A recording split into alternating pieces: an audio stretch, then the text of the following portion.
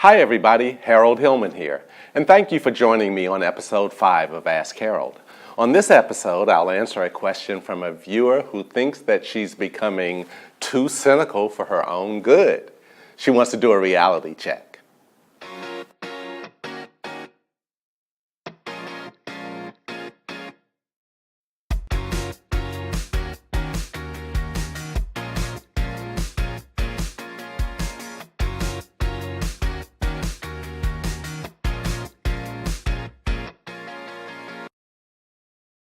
Today we have a somewhat amusing question for our 5th episode of Ask Harold.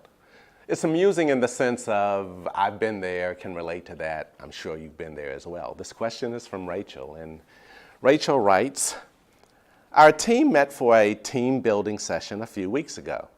Everybody got a chance to hear what the others on the team felt about them, their strengths, and where they can do better.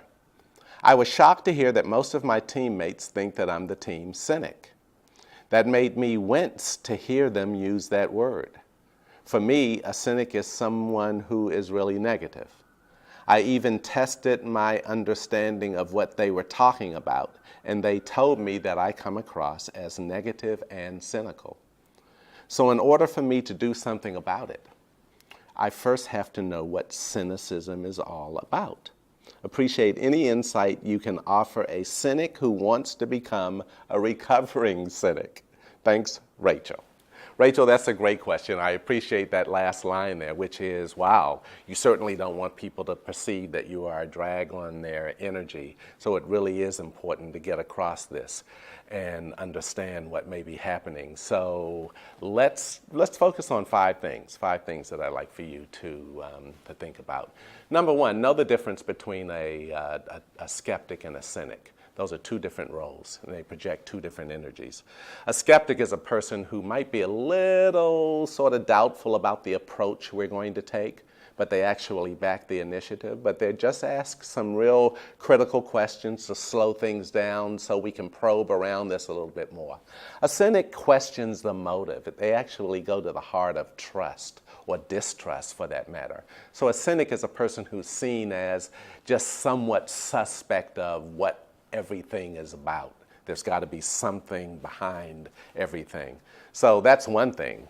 If that's how people are seeing you, you really want to get across that. And to that end, think about the second thing. And that is, continue to dig into that feedback that you were getting. How do people really see you?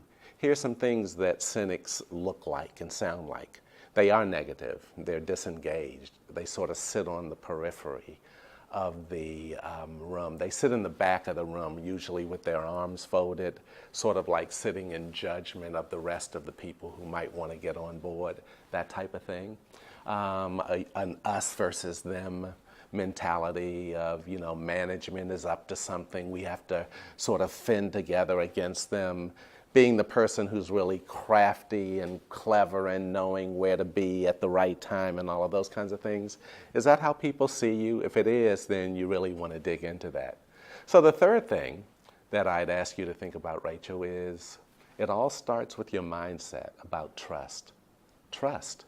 So look, if you've been burned before and someone asks you to trust the process or the decision that was made, chances are you're going to be a bit cynical than somebody who's had a bunch of positive experiences.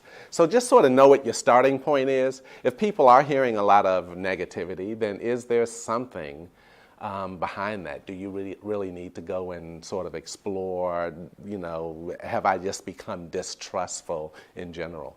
The fourth thing, start eliminating the negativity, because that's what people experience first and foremost from you. That's the energy they get. And negativity is off-putting. People don't like to be around it unless they report to you, then they have to.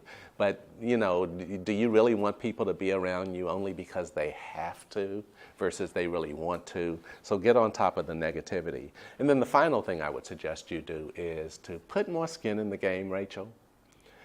Take some ownership for the success of something that you might really want to believe in.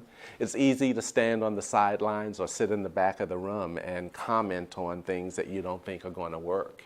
and sort of laugh at others who might be, willing to invest their time. It's another thing to actually put your own skin in the game around some things. It gives you more credibility to have those opinions.